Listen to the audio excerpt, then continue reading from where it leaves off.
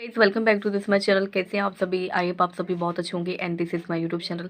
तो गाइस मैंने रीजनिंग के लिए कैसे क्या किया आप सभी के साथ शेयर करना चाहती हूँ। आप लोग पूछ रहे थे कि रीजनिंग के लिए आप कैसे क्या करते हो, तो वही चीज़ें मैं आप सभी के साथ शेयर करना चाहती हूँ। मेक श्योर करना कि आप एंड तक वीडियो में जरूर बनी रहो।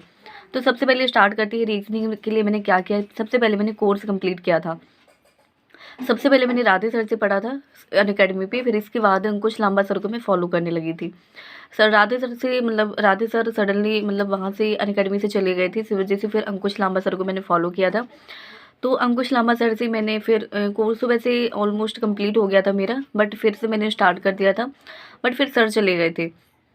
फिर कुछ चीज़ें मैं अंकुश लामा सर की फ़ॉलो करती हूँ, कुछ चीज़ें राधे सर की फ़ॉलो करती हूँ, और पजल में तो सारी चीज़ें मैं राधे सर की फ़ॉलो करती हूँ।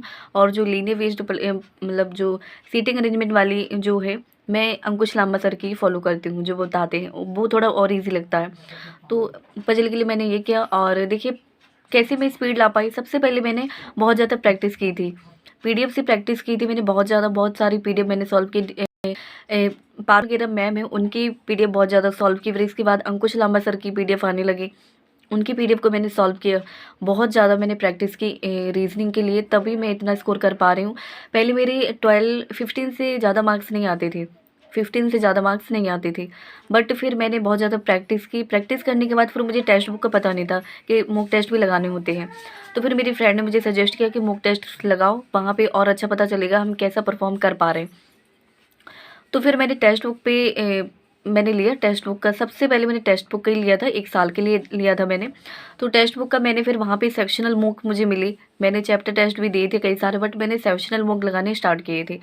सेक्शनल मॉक मैंने लगाए और वहाँ पे मेरे मार्क्स ऐसे कुछ 10, 12, 15 इससे ज़्यादा नहीं जाते थे मेरे मार्क्स कभी भी।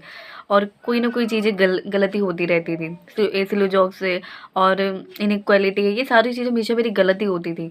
बट फिर जब मैंने बेसिक कॉन्सेप्ट को बहुत अच्छे से क्लियर किया, होती थी चीज़ें गलत होती थी, कॉन्सेप्ट तो मैंने पहले ही क्लियर कर लिए थे। मैंने इसकी बुक इसके नोट्स भी बनाए हैं, जो सर ने बताई हैं चीज़ें सिलोजिज्म के लिए, इनइक्वालिटी के लिए, ये सारी चीज़ें मैंने प्रैक्टिस की हैं। पहले एक सर की बुक आई थी, राधे सर की रीजनिंग, ये बुक आई थी, अगर आपको पता हो, अगर आप लोगों में से किसी ने ली होगी। तो पहले मैंने सर की राधे सर की रीजनिंग की, उनकी बुक वैसे पीडीएफ में लॉन्च हुई थी। पहले वैसे मैंने पीडीएफ से उसको किया था, पीडीएफ मैंने उस बुक को डाउनलोड कर लिया था। फिर वहीं से मैंने इनइक्वालिटी के बहुत सारे क्वेश्चन सॉल्व किए थे, वहीं से मैं इनइक्वालिटी को समझ पाई थी। तो मैंने वहाँ से स्टार्ट किया था और फिर धीरे धीरे प्रैक्टिस करती गई। देखिए पजल, अगर आपके पजल में स्पीड नहीं आती तो पजल में क्या करें, सबसे पहले आप कंडीशन को लिख लिख के करें। कंडीशन लिखे पहले, इसके भले आपको पहले टाइम लगता है कोई बात नहीं, बट धीरे धीरे आपकी प्रैक्टिस बन जाएगी। अगर आपकी प्रैक्टिस बन जाएगी तो फिर आपकी स्पीड अपने आप बढ़ने लगेगी। और इसके बाद सेक्शनल मॉक भी लगाना स्टार्ट कर दीजिए, ठीक है। तो ऐसे करना स्टार्ट कर दीजिए, पहले बहुत सारी प्रैक्टिस कीजिए, फिर इसके बाद सेक्शनल मुक लगाइए, आपकी डेफिनेटली स्पीड बढ़ेगी। पजल में जैसे मैंने आपको कहा था कि पहले कंडीशन लिखिए, कोई बात नहीं, पहले कंडीशन लिख लिख के कीजिए। मैंने भी पहले कंडीशन लिख लिख के किया है। पहले मैं पूरी कंडीशन लिखती थी, फिर अपने आप बिना कंडीशन के बनने लगेगा। तो आप लोग मेक श्योर करना कि ऐसे ज़रूर करें।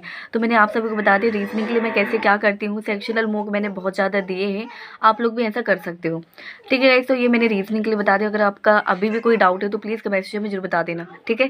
Thank you guys, thank you so much.